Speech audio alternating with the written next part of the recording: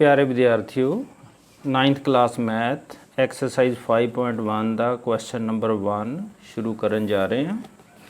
Which of the following statements are true and which are false. ये दसना कि true कि फॉल्स है, तो नाल रीजन भी दसना। Give reason of your answers. लो देखो किस तरह करना। लो पहला पॉइंट है only one line can pass through a single point F. कहता एक पॉइंट जोड़ा वो इको लाइन पास कर सकती है, that is false.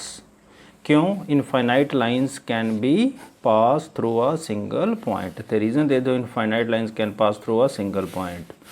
Number 2, there are infinite number of lines which pass through two distinct point से लिखा है, ये भी फॉल्स है।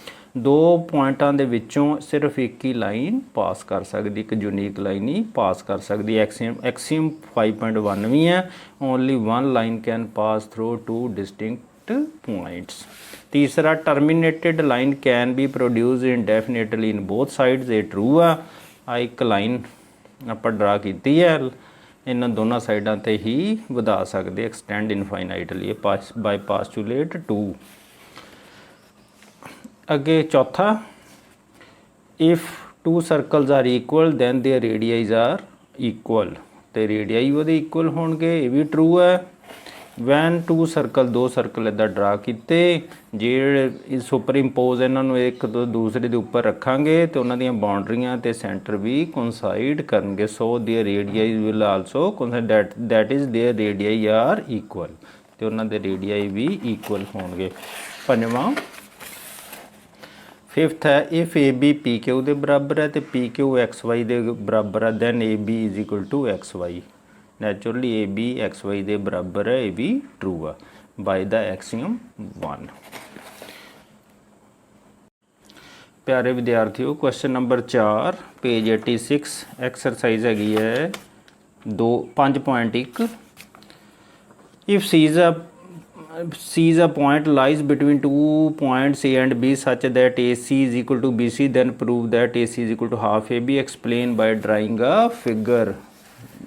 फिगर नू ड्रा करके आपां एक्सप्लेन करना। लो मैं फिगर बनाती, सी विच पॉइंट ले लिया। Given C is a point between A and B such that AC is equal to BC. AC BC के बराबर है। टू प्रूव करना AC equal to half AB, half AB के बराबर। प्रूफ AC BC के बराबर सानू गिवन है। Adding AC on both sides है, AC दोनों साइडों ते AC नू दोनों साइडों ते ऐड कर लो। AC plus AC BC plus AC है ट्वाइस AC। BC नू AC दे विच जमा करोगे तो AB बन जाना है। ये आ गया AB। AC इक्वल टू दो ना डिवाइड कर दो दोनों साइडों ते, AC आ गया 1/2 AB दे बराबर।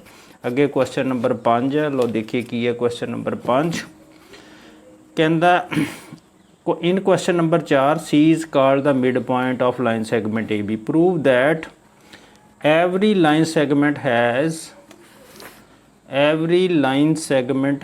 only one midpoint. ये प्रूव करना। C एक midpoint है, कहता हर लाइन सैगमेंट का इको ही midpoint हुंदा, 2 3 4 नहीं हुंदे। और देखो किस तरह। लो आ फिगर बनाती। सी आप पहला सानू गिवन ही है भी मिड पॉइंट हैगा, C is the mid point on A B such that A C के बराबर हो गया बी सी दे।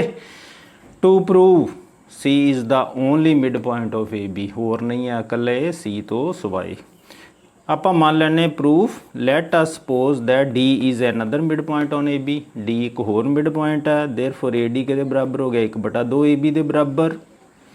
जिदा उपर प्रूव किया ए सी बराबर 1/2 ए बी प्रूव किया ना, इस तरह ही ए डी के बराबर आ गया 1/2 A B they. But A C के बराबर 1/2 ए बी गिवन है, क्यों ए सी बी सी के बराबर है।